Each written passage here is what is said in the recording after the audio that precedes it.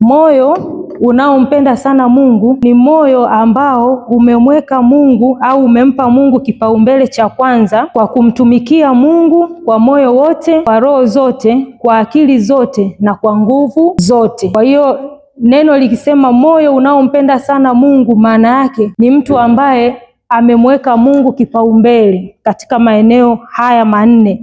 Ya kwanza, katika moyo wake. Katika moyo wake anamaanisha kwamba huyu mtu yuko tayari kufanya kazi ya Mungu kwa hiari, yuko tayari kufanya mapenzi ya Mungu kwa hiari na sio kwa lazima. Kwa hiyo pale ambapo mimi na wewe tunafanya vitu vya Mungu kwa hiari, sio kwa kulazimishwa wala kwa kusongwa au kuvutwa, basi pale tunasema tunampenda Mungu. Lakini moyo wa kumpenda Mungu unampenda Mungu pia katika roho. Ndio maana neno la Mungu linasema kwamba waabudu halisi wataabudu katika roho. Kwa hiyo roho ya mtu anayempenda Mungu ni lazima amwabudu Mungu katika roho. Manake huyu mtu atakuwa anamtafuta Mungu, atakuwa anamfanyia Mungu ibada, na huyu mtu hatakuwa radhi kuchangamana na miungu au masanamu, ibada za kisanamu, ibada za kimila, ibada za kiukoo, au kwa lugha nyepesi huyu mtu hawezi kuwa vuguvugu mbele za Mungu. Huu moyo ambao unampenda Mungu katika roho, maana yake utajituma katika kufanya ibada ya kweli mbele za Mungu. Lakini pia kumpenda Mungu katika nguvu, maana hapa inasema moyo unaompenda sana Mungu unamweka Mungu mbele na kumpenda Mungu kwa nguvu zake zote. Sasa kumpenda Mungu katika nguvu ni kumpenda Mungu wakati angali tu vijana. Hapa tunaweza tukajiuliza kwamba sasa itakuwaje nimeshafika miaka 40 au nimefika miaka 50, 60, 70? Biblia kwenye kusema kijana inamaanisha mtu ambaye bado ana nguvu, bado yuko imara. Kwa mfano tunaona hata katika kanisa letu watu wa Vision wako Dodoma, na wengine kwaya nyingi zinaenda mahali kwa mahali kwa ajili ya kumwabudu Mungu na kumtukuza na kumtumikia. Wale watu wanaenda kule kwa sababu wana nguvu, lakini akitokea mtu katikati yao ni dhaifu, hawezi kwenda. Kwa hiyo yatupasa kumtumikia Mungu, kumuomba Mungu, kuhubiri neno la Mungu, kujifunza neno la Mungu wakati bado tuna nguvu. Bwana asifiwe. Lakini pia mtu anayempenda Mungu sana hataishia tu kufanya kwa nguvu, kufanya kwa moyo na roho, lakini lazima atafanya kwa akili. Kwenye Biblia kuna neno linasema nitaomba kwa roho, lakini nitaomba kwa akili. Kwa hiyo kumbe kuna wakati tunaomba katika roho, lakini akili pia inatakiwa ifanye kazi. Kwa hiyo hivi vitu vyote vinne vikikaa mahali pamoja katika kumpenda Mungu, basi Mungu atatukuzwa na ibada zetu. Bwana asifiwe. Hezekia alikuwa ni mfalme wa Israeli na alimpenda sana Mungu, ijapokuwa historia ya wazazi wake hawakuwa wakimpendeza Mungu, lakini yeye alifanyika kuwa daraja la wale watu waliokuwa anawaongoza kumpenda Mungu. Ndio maana neno la Mungu linasema kwamba Hezekia alishikamana na Bwana, hakuacha kumfuata. Kwa hiyo kumbe moyo unaompenda Mungu pia unashikamana na Mungu. Hatuwezi tukasema tunampenda mtu alafu hatushikamani naye. Hata sisi kuna watu wetu wa karibu ambao tunasema huyu ni mtu wangu wa karibu. Yule mtu hawezi akapatwa na changamoto ukamwacha, lazima utaambatana naye, utamsaidia, utamshika mkono, aidha kwa fedha, kwa mali au kwa kitu chochote, au hata kwa uwepo wako tu. Kwa hiyo pale tunasema kushikamana. Na hii hauwezi ukaifanya tu kwa mtu yoyote, lakini kwa mtu ambaye unampenda uko tayari kushikamana naye. Na ndivyo ilivyokuwa kwa Hezekia. Hezekia alikuwa radhi kushikamana na Mungu, hakuacha kumfuata Mungu. Lakini kutokana na moyo wa kumpenda Mungu, Hezekia alipaondoa mahali pa juu. Hezekia alibomoa zile ngome ambazo zilikuwepo kipindi cha utawala wa baba yake. Kwa hiyo kumbe pia tukimpenda Mungu hatutakuwa tayari kuendelea kuteswa na nguvu za giza, au hatutakuwa tayari kumwacha shetani atuonee. Bwana Yesu asifiwe. Kwa hiyo tunavyompenda Mungu lazima pia tuchukue hatua katika kujitoa katika vifungo. Bwana akawa pamoja na Hezekia, na Hezekia alifanikiwa kila alipokwenda. Kwa hiyo kwa sababu tu ya moyo wa kumpenda Mungu, basi Hezekia alifanikiwa sana. Kwa hiyo hii kumbe inatufundisha hata sisi kwamba mafanikio yetu yako katika kumpenda Mungu. Kuna mtumishi nilikuwa namsikiliza akawa anasema watu wengi tumekuwa tukimtolea Mungu sadaka, lakini Mungu ajibu. Au inafika sehemu mtu unasema katika hii changamoto nimeshatoa sana.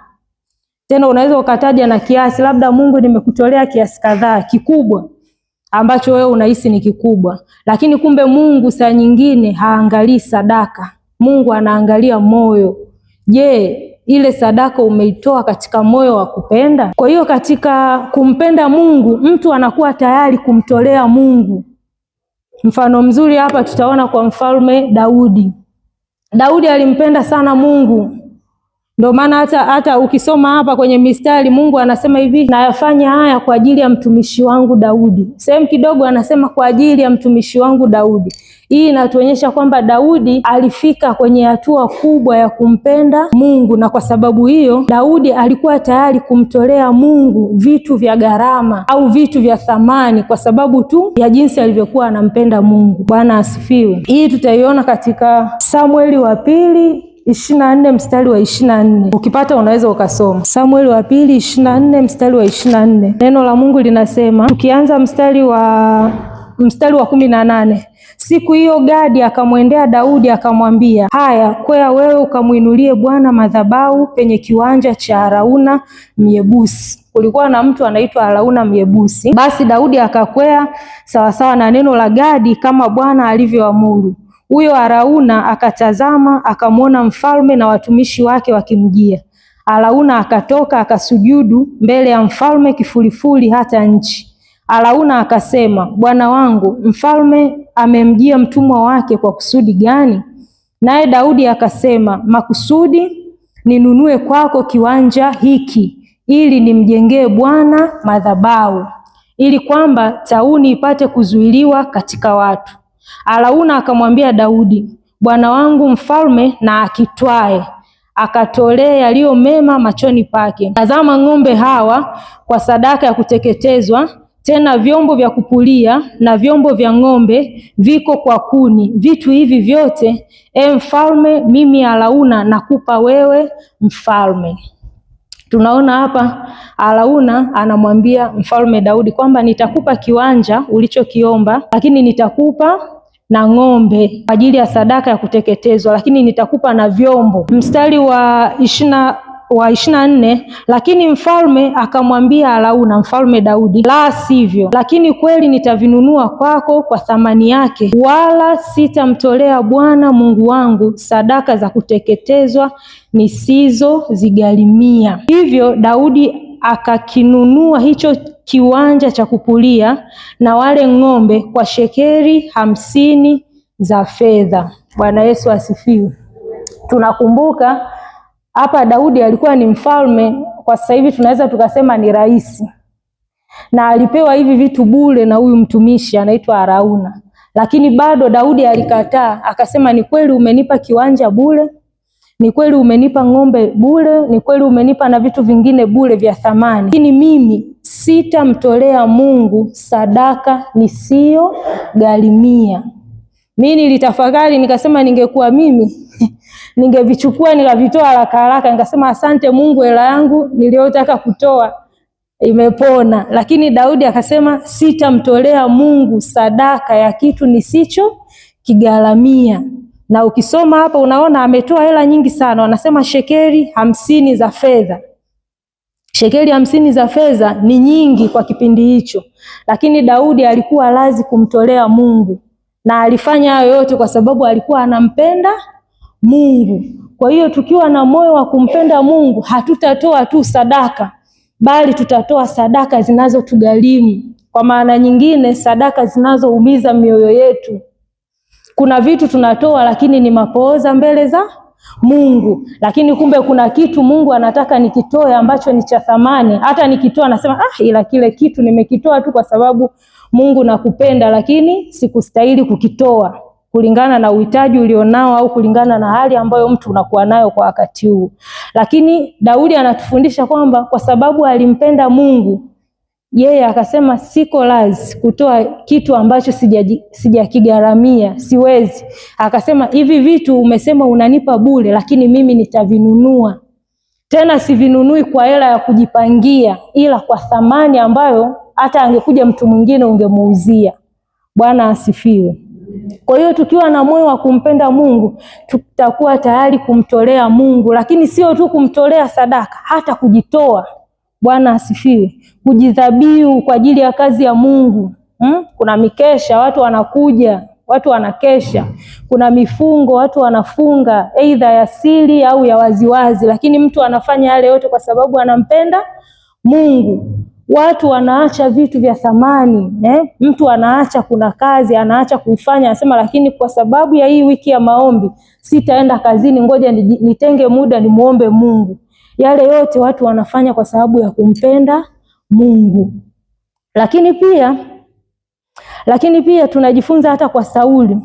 Sauli na yeye alimtolea Mungu, lakini tunaona Sauli ndio wale watu ambao wanataka kutoa vitu wasivyovigaramia. Mungu alimwambia kwamba nenda ukawapige Waamaleki na usichukue kitu kutoka kwao, lakini Sauli aliwapiga, akaangalia vitu vilivyo vizuri akavichukua, akaenda kumtolea Mungu. Lakini Mungu tuliona alisema alimkataa Sauli. Alitoa, lakini alitoa vitu ambavyo hajavigaramia. Ndio haya tunasema Sauli alikwepa kulipa gharama. Kwa hiyo kumbe kuna faida katika kulipa gharama. Bwana asifiwe.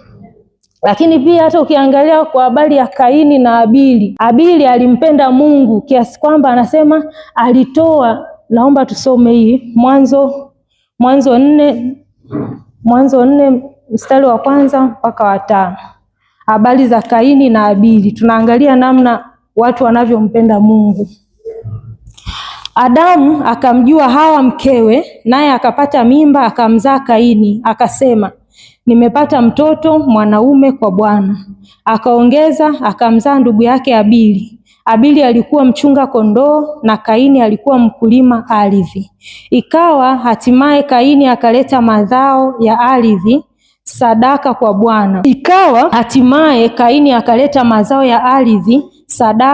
Bwana.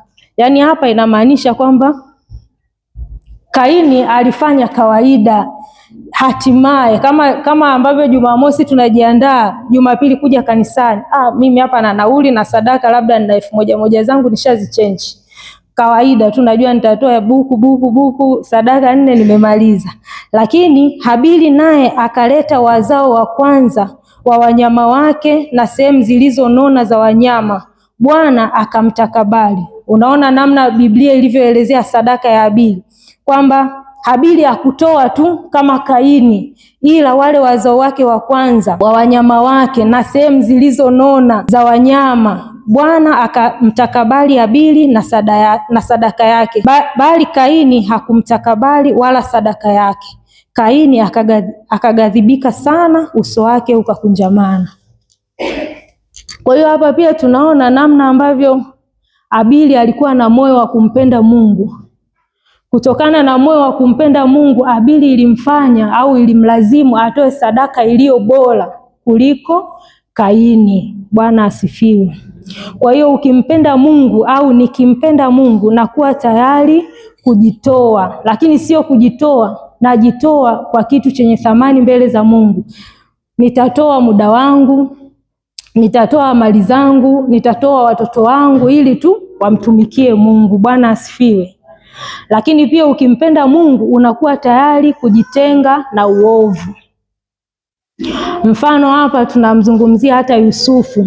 Yusufu alikuwa tayari kujitenga na uovu kwa sababu tu alikuwa anampenda Mungu. Wakati yule mke wa Potifa anamwambia kwamba tumkosee Mungu, wakati ule hapakuwa na mtu ambaye alikuwa Yusufu anamuona, lakini kwa sababu tu ya hofu ya Mungu ambayo iko kwa Yusufu na namna ambavyo Mungu alimpigania tangu ndugu zake walivyomtupa au walivyomuuza, Yusufu akasema nimkosee kwa namna gani? Nimkosee Mungu, yaani kwa namna ambavyo Mungu amenisaidia, kwa namna ambavyo Mungu amenitetea, siwezi kumkosea Mungu. Kwa hiyo tukimpenda Mungu, kumbe Mungu anatupa na akili za kukataa uovu.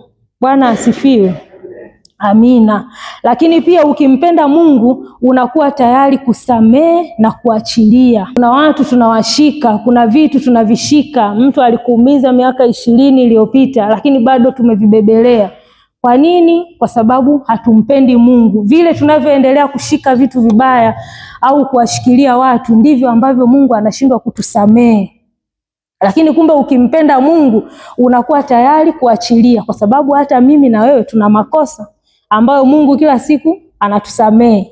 Kwa hiyo nikimpenda Mungu nakuwa tayari kuachilia. Ni kweli aliniumiza, ni kweli alinikosea, ni kweli kuna vitu vibaya alinifanyia, lakini kwa sababu ya Mungu tu na kwa sababu ya kuiokoa roho yangu, huyu mtu ninamsamehe.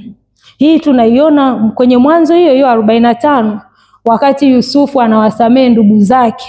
Yusufu alilia, lakini aliwasamehe. Bwana asifiwe. Lakini ingekuwa kwa hali ya kawaida, hata ningekuwa mimi, labda nisingewasamehe.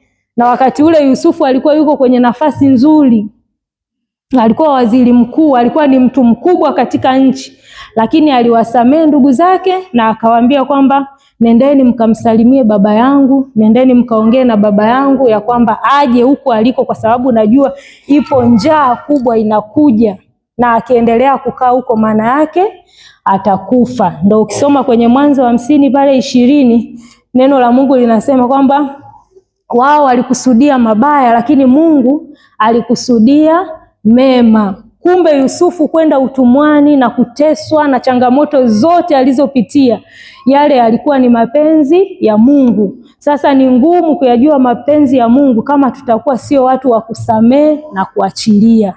Bwana Yesu asifiwe. Hiyo utasoma mwenyewe Mwanzo 45 mstari wa 3 mpaka wa 4 na ule mstari wa 15. Kwa hiyo tukimpenda Mungu tunakuwa tayari kusamehe, tunakuwa tayari kuachilia. Watu wanaompenda Mungu hawana uchungu. Bwana asifiwe. Watu ambao wanampenda Mungu hawana uchungu wala hawalipizi visasi. Yusufu alikuwa na kila sababu ya kuwafunga ndugu zake kwa sababu alikuwa kwenye nafasi hiyo, lakini hakufanya hivyo kwa sababu alimpenda Mungu na alijua ambaye alimuokoa, alimsaidia na kumvusha katika zile nyakati ngumu alikuwa ni Mungu. Bwana Yesu asifiwe. Lakini pia tutajifunza kitu cha pili, kinasema kumtumaini Mungu. Kumtumaini Mungu. Cha kwanza tumeona namna ambavyo Hezekia alimpenda Mungu na Mungu alimfanikisha sana katika njia zake. Mungu alimuonekania, alimpa ushindi. Bwana Yesu asifiwe. Sasa katika kumtumaini Mungu, ukisoma kwenye Biblia hapa inasema kwamba ukiendelea kuanzia ule mstari wa ile Wafalme wa 2:18,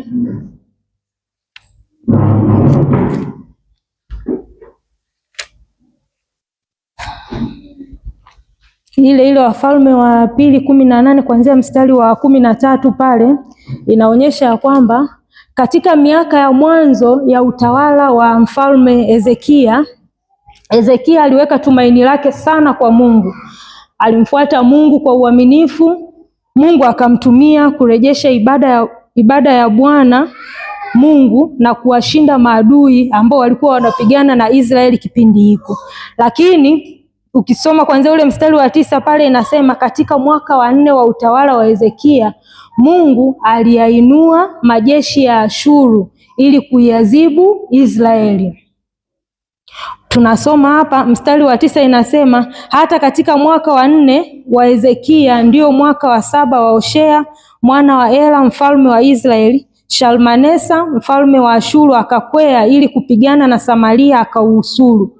Wakautwaa baada ya miaka 3, yani katika mwaka wa 6 wa Hezekia, ndio mwaka wa 9 wa Hoshea mfalme wa Israeli, ndipo Samaria ulipotwaliwa. Mfalme wa Ashuru akawahamisha Israeli mpaka Ashuru, akawaweka katika Hala na katika Habori karibu na mto wa Gozani na katika miji ya Wamedi, kwa sababu hawakuitii sauti ya Bwana Mungu wao, bali waliarifu maagano yake, mambo yote ambayo Musa mtumishi wa Bwana aliwaamuru wasikubali kuyasikiliza wala kuyatenda. Lakini ukiendelea mbele kusoma hii Wafalme 18 unaona namna ambavyo Mungu aliwatia wana wa Israeli katika mikono ya mfalme wa Waashuru. Mfalme wa Ashuru alitoka kuja kupigana na wana wa Israeli au na mfalme Hezekia, lakini Mungu aliruhusu wana wa Israeli wakapigwa kwa sababu hawakutii, waliacha kuyafuata maagizo ya Mungu. Kwa hiyo kumbe tukimtumaini Mungu, Mungu anatutenga na uovu, lakini pia Mungu anatuepusha na vita au Mungu anatupa ushindi. Lakini tukifanya kinyume, maana yake ushindi hautakuwa fungu letu.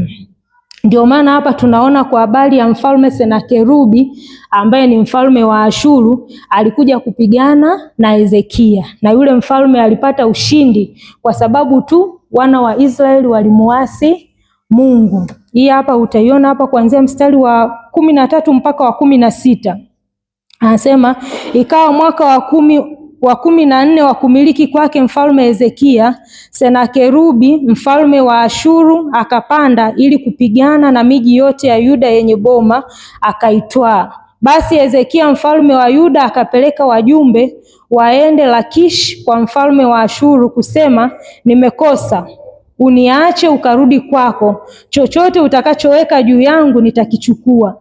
Mfalme wa Ashuru akamtoza Hezekia mfalme wa Yuda talanta za fedha 300 na talanta za dhahabu 30. Hezekia akampa fedha yote iliyoonekana katika nyumba ya Bwana na katika hazina za nyumba ya mfalme. Wakati huo Hezekia aliondoa dhahabu iliyokuwa juu ya milango ya hekalu la Bwana na juu ya nguzo ambazo Hezekia mfalme wa Yuda alikuwa amezitia dhabihu, akampa mfalme wa Ashuru.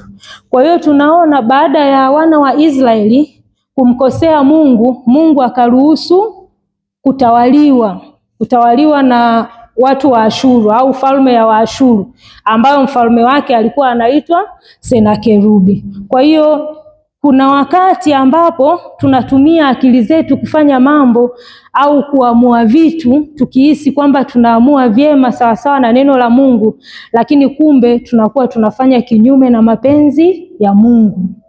Kwa hiyo kumtumaini Mungu ni kumtegemea Mungu katika hali zote. Hapa haikupaswa Hezekia kuogopa mfalme wa Ashuru na watu wake, kwa sababu tangu mwanzo neno la Mungu linasema Hezekia alikuwa anamjua Mungu, lakini alimwamini Mungu. Sasa imekuwaje mpaka akashindwa kuisikiliza sauti ya Mungu na kupotea?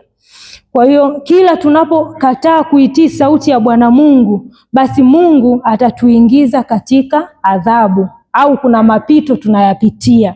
Ndio maana unaona baada ya wana wa Israeli kukosea au mfalme Hezekia kukosea, hawa watu waliingia utumwani. Kwa nini? Kwa sababu hawakuisikiliza sauti ya Mungu. Ndio maana unaona kuna sehemu hapa neno la Mungu linasema yule mfalme wa Ashuru akawa anamwambia Hezekia, muanze kunilipa. Wakawa wanalipa kama ushuru. Vitu ambavyo walitakiwa kumtolea Mungu wakawa wanavitoa kwa mfalme wa Ashuru. Lakini katika nyakati zote ukiendelea mstari wa 23 neno linasema Hezekia bado aliendelea kumwamini Mungu. Mstari wa 23 wa 19 hadi 23.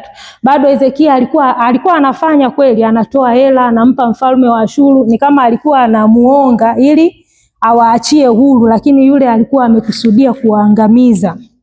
Bwana Yesu asifiwe.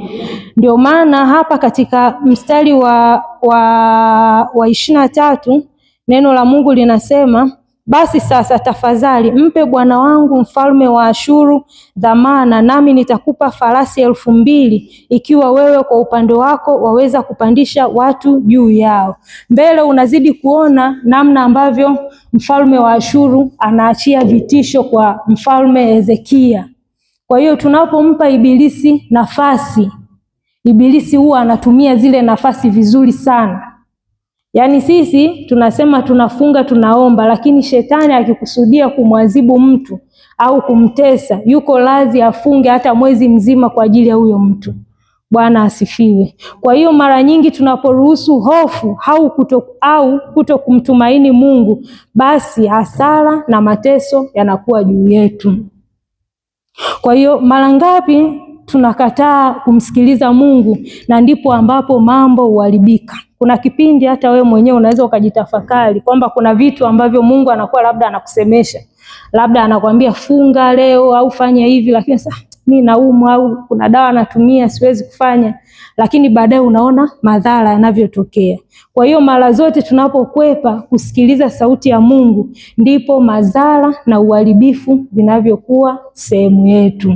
Na mara zote adui ana njia nyingi sana za kututawala, au adui mara nyingi ana njia nyingi sana za kuondoa utii wetu kwenye neno la Mungu. Tunapokosa utii katika neno la Mungu, basi lazima tutaingia katika mahangaiko. Ndio hapa ambacho tunakiona kwa Hezekia.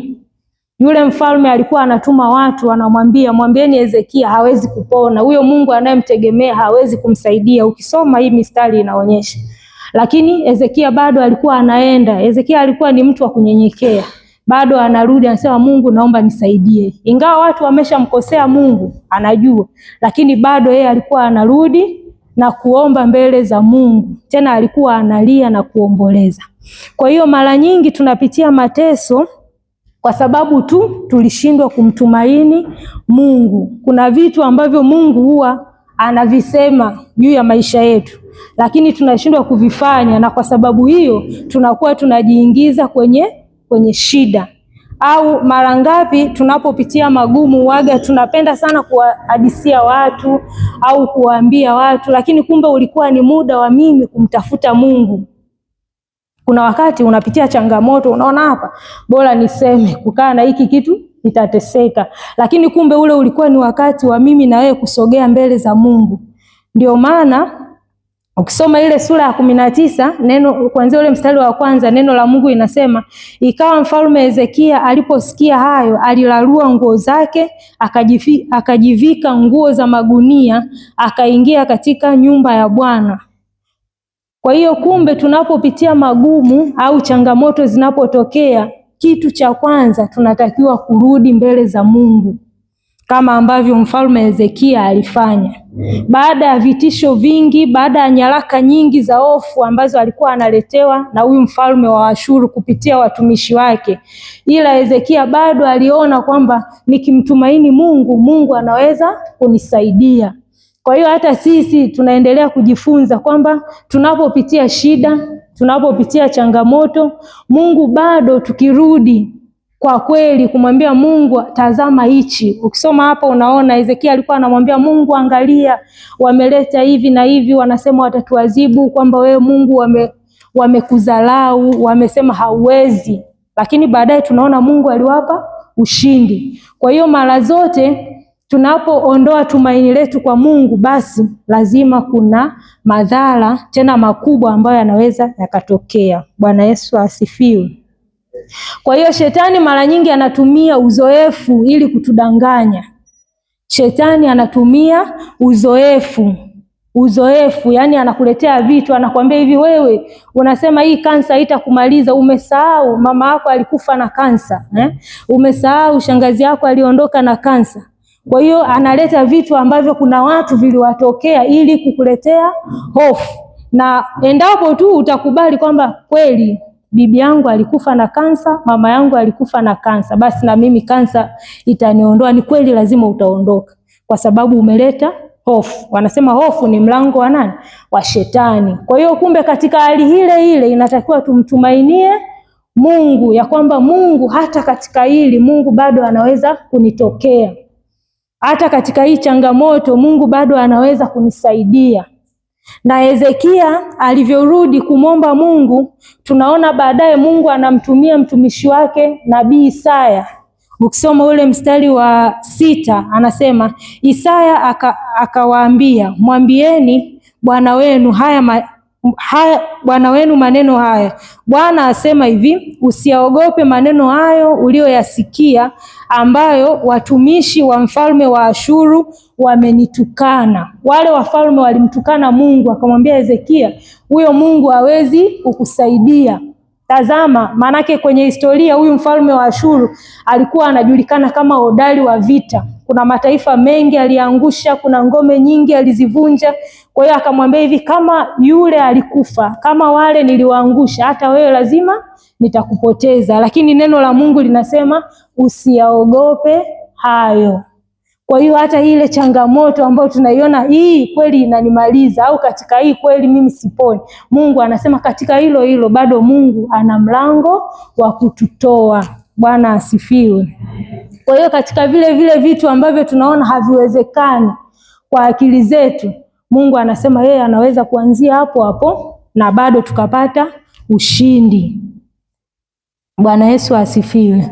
Ndio maana ukisoma kwenye ule mstari wa 14 kwenye ule mstari wa 6, baada ya Mungu kumtumia nabii wake Isaya kumwambia Hezekia kwamba hamtakufa ila mtapona, lakini cha kwanza yawapasa msiogope. Basi kweli ukiendelea kusoma kwenye ule mstari wa 32 anasema, basi Bwana asema hivi katika habari za mfalme wa Ashuru, yeye hata uingia mji huu wala hatapiga mshale hapa, wala hata kuja mbele yake kwa ngao, wala hatajenga boma juu yake. Njia ile ile aliyoijia, kwa njia hiyo atarudi zake, wala hataingia ndani ya mji huu, asema Bwana. Maana nitaulinda mji huu, niuokoe kwa ajili yangu mwenyewe na kwa ajili ya Daudi mtumishi wangu. Mwisho wa siku tunaona hayo ni maneno ya Mungu kupitia kinywa cha nabii wake Isaya kwamba ni kweli huyu mfalme ameleta hofu na mashaka, lakini kwa sababu Hezekia ananiamini mimi na ananitumainia mimi, basi nitauokoa huu mji na nitawalinda watu wangu. Na ndivyo ilivyo hata leo, tukimtumaini Mungu katika kweli ya kwamba Mungu katika haya ambayo tunayapitia ya kwamba Mungu anaweza kutusaidia na kutuokoa, basi ni kweli Mungu atashuka na kutuponya. Ndio maana anasema, ukisoma Nyakati, anasema ikiwa watu wangu walioitwa kwa jina langu, sisi tumeitwa kwa jina la Mungu. Anasema tukijinyenyekeza na kuomba, Mungu atafanya nini? Atashuka, atasamehe, atasikia, atatakasa, atafanya kila kitu. Lakini cha kwanza inatakiwa tumwamini Mungu, tumtumaini Mungu ya kwamba Mungu anaweza. Na bado neno linasemaje? Kwamba sisi tunaweza tusiamini, lakini Mungu yeye anabaki wa kuaminiwa. Yaani mimi kuna kitu naweza nisiamini kweli Mungu hawezi kufanya, lakini sizuii kwamba Mungu kutokutenda. Kwa hiyo hata kama akili yangu itafika sehemu kwamba katika hili hivi Mungu atafanya, neno la Mungu linasema hivi, hata sisi tusipoamini Mungu bado anabaki wa kuaminiwa, na kuaminiwa katika nini? Ahadi zake. Bwana Yesu asifiwe. Kwa hiyo hawa watu walimtumaini Mungu. Hezekia alimtumaini Mungu. Nyaraka nyingi zilikuja au waraka zilikuja za hofu, za vitisho, lakini bado alisema tumaini langu liko kwa Bwana, na kweli Bwana alimuokoa, Bwana alimsaidia. Kwa hiyo tusiogope tunapopitia changamoto, tusiogope tunapoona tumefika mwisho, tusiogope tunapoona mambo hayaendi, lakini pale ndipo tunatakiwa kuweka imani kwamba Mungu bado unaweza. Bwana asifiwe. Na neno letu la mwaka linasema najua unaweza. Kwa hiyo haijalishi tunapitia nini, tunaona nini, ila Mungu anaweza. Sisi hatuwezi, lakini Mungu anaweza. Bwana asifiwe. Amina. Lakini pia tutajifunza kitu cha mwisho, kinasema uamuzi usio wa busara. Uamuzi usio wa busara. Kwenye maisha kuna vitu tunaamua, lakini kuna vitu tunaamua pasipo kutumia busara. Sasa sijui hapa busara kwa Kiswahili chepesi ni nini? Ni hekima, sijui ni nini darasa. Busara. Busara. Mwalimu.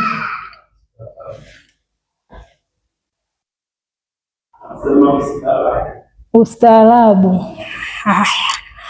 Uamuzi usio wa kistaarabu, uamuzi usio wa busara. Hii hapa tutaiona katika Wafalme wa Pili hiyo sura ya 20 kuanzia mstari wa 1 mpaka wa 19.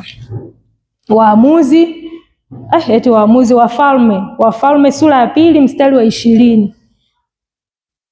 Uamuzi usio wa busara. Neno la Mungu linasema, siku hizo Hezekia akaugua, akawa katika hatari ya kufa. Tukumbuke leo tunamsoma tu Hezekia. Anasema siku hizo Hezekia akaugua, akawa katika hatari ya kufa. Isaya nabii mwana wa Amoz akamjia akamwambia, Bwana asema hivi, tengeneza mambo ya nyumba yako, maana utakufa wala hutapona. Na kwenye Biblia Isaya walikuwa kati ya wale manabii wakubwa wa Mungu. Kwa hiyo neno ambalo linatoka kwenye kinywa cha nabii Isaya tuwe na uhakika lazima litatimia. Ndio maana hapa anamwambia hivi, Bwana anasema tengeneza mambo ya nyumba yako, maana utakufa wala hutapona. Basi Hezekia akajigeuza, akaelekeza uso wake ukutani, akamwomba Bwana akasema, nakusihi Bwana ukumbuke sasa. Hapa kuna kitu cha kujifunza kwamba haijalishi kwamba nabii Isaya alimpelekea taarifa mbaya Hezekia, lakini Hezekia bado hakufa pale. Alisema hapana, ni kweli wewe ni mtumishi wa Mungu, kuna vitu vingi umesema kwenye maisha yangu vimetokea, lakini katika hili nataka nimsikie Mungu mwenyewe. Ndio maana anasema Hezekia akajigeuza, akaelekeza uso wake ukutani, akamwomba Bwana, nakusihi Bwana ukumbuke sasa jinsi nilivyokwenda mbele zako katika kweli na kwa moyo mkamilifu na kutenda yaliyo mema machoni pako. Kumbe kuna nyakati tunatakiwa kumkumbusha Bwana kwa yale mema tuliyomtendea. Unaona, Hezekia akalia sana sana. Ikawa kabla Isaya hajatoka katika mji, wakati Isaya ameshamwambia, yeye amepeleka tu ujumbe, utakufa. Nimeambiwa tu nikwambie utakufa. Hakuwa na neno lingine, lakini neno la Mungu linasema ikawa Isaya kabla hajatoka katika mji, wakati neno la Bwana likamjia kusema, rudi ukamwambie Hezekia mkuu wa watu wangu, Bwana Mungu wa Daudi baba yako asema hivi, nimeyasikia maombi yako na kuyaona machozi yako. Tazama, nitakuponya. Siku ya 3 utapanda nyumbani mwa Bwana, tena nitazidisha siku zako kiasi cha miaka 15, nami nitakuokoa wewe na mji huu na mkono wa mfalme wa Ashuru, nami nitaulinda mji huu kwa ajili yangu na kwa ajili ya Daudi mtumishi wangu. Bwana Yesu asifiwe. Kwa hiyo bado kumbe, hata kama kuna taarifa mbaya tunazipokea, lakini bado tuna nafasi ya kurudi mbele za Mungu. Kwa hiyo tunapaswa kuamini uweza wa Mungu, na lakini pia tunapaswa kuamini watumishi wa Mungu. Hezekia hakuishia tu kusema we Isaya unanidanganya bwana, hakuna baya litanitokea. Aliamini kile ambacho mtumishi wa Mungu alikisema na akageuka akamtafuta Mungu. Lakini kuna maamuzi mabaya ambayo Hezekia alikuja kuyafanya. Tunaendelea mbele hapa, inasema naye Isaya akasema, mstari wa 9, Isaya akamwambia, jambo hili litakuwa ishara kwako itokayo kwa Bwana, ya kwamba Bwana atalifanya neno hilo alilolinena. Je, kivuli kiendelee madaraja 10 au kirudi nyuma madaraja 10? Hezekia akajibu, ni jambo jepesi kivuli kuendelea madaraja 10. La, hicho kivuli na kirudi nyuma madaraja 10. Isaya nabii akamlilia Bwana. Isaya nabii akamlilia Bwana, akakirudisha nyuma kile kivuli madaraja 10 ambayo kilikuwa kimeshuka katika madaraja ya Ahazi. Kwa hiyo kuna nafasi ya mtumishi wa Mungu katika maisha yetu. Kipindi kile alikuwepo nabii Isaya, lakini sasa tuna mchungaji. Kwa hiyo kuna wakati tunaweza tukawa tunapitia vitu hatuvielewi, twende tu atatuombea. Hapa neno la Mungu inasema na Isaya akamlilia Bwana. Alimlilia Bwana kwa ajili ya Hezekia, sio kwa ajili yake. Kwa hiyo bado mchungaji wetu au wachungaji wetu wanayo nafasi ya kutusaidia pale ambapo tunafika mwisho hatuelewi, kwa sababu wao ndio manabii wa kipindi hiki. Bwana asifiwe. Lakini ukisoma huu mstari wa 12 anasema, wakati huo Merokadi Baradani mwana wa Baradani mfalme wa Babeli alipeleka barua na zawadi kwa Hezekia. Tunaona sasa hapa tayari Mungu ameshampa uponyaji Hezekia, ameshamponya Hezekia. Basi watu wakapata taarifa, kama ambavyo sasa hivi ndugu yetu akipata changamoto tunapata taarifa, mtu fulani aliumwa sana, lakini Mungu amemsaidia. Wote tutatoka kwenda kumuona, aidha twende nyumbani, wengine wanaenda hospitali. Ndio ilivyokuwa kwa huyu Baradani. Baada ya kusikia Hezekia aliumwa sana na akapona, hawa wakatoka wakasema hivi, alipeleka barua na zawadi kwa Hezekia, kwa maana alipata habari kwamba Hezekia ameugua. Kwa hiyo kumbe vile tunavyowatendea watu, tunaenda kuwaona, kuwapa pole au pongezi, kumbe vile vitu havikuanza jana, vilikuwepo tangu enzi na enzi. Lakini sasa tuwe na hekima katika zawadi tunazopokea na katika zawadi tunazotoa. Kuna mtu mmoja, kuna mtumishi mmoja alikuwa yuko yeye na mke wake, wanaishi vizuri, Mungu aliwabariki sana kwa fedha nyingi.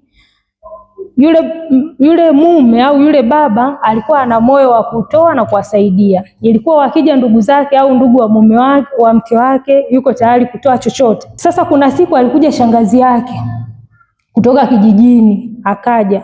Alipofika akasema, mwanangu, na changamoto, biashara nilokuwa nafanya haiendi hivi na hivi. Yule baba akasema, usihofu shangazi, mimi Mungu amenibariki kwa vitu vingi. Akaanza kutaja utajiri wake, akasema, nina fedha nyingi,